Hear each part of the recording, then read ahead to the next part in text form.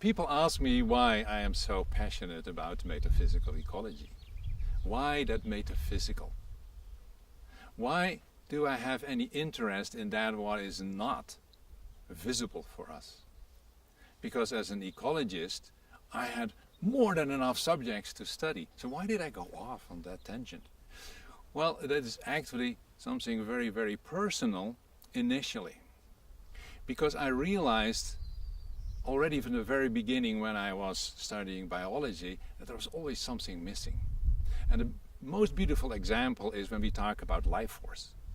You know, when you talk about life force, there is not one biologist to say, no, life force doesn't exist. But if you ask me, you are a scientist, can you measure for me how much life force I have?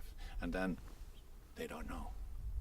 So there was always this almost personal being not satisfied with the fact that we are talking about the living world and we even don't know why it's alive.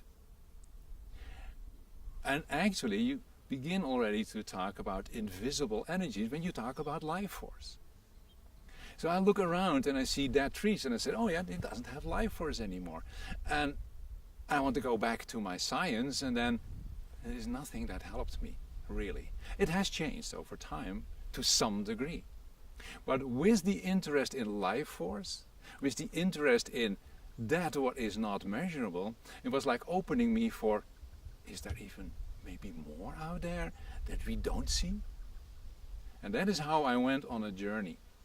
And the journey brought me first to the indigenous people, because for them it's very natural to talk about spirit. So I was asking, what is spirit?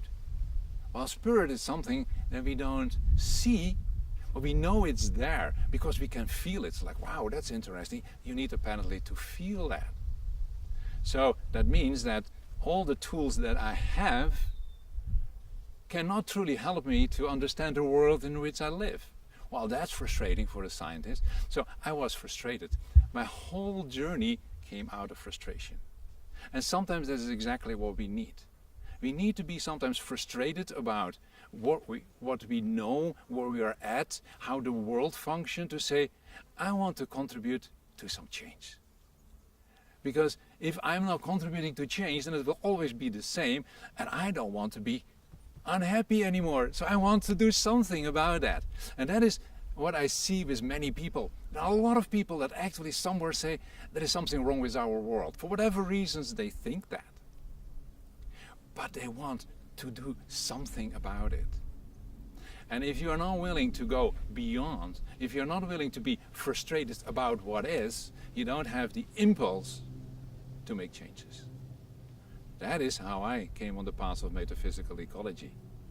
Is there any frustration in you? Is there anything that you would like to change? Do you want to explore more? Join us.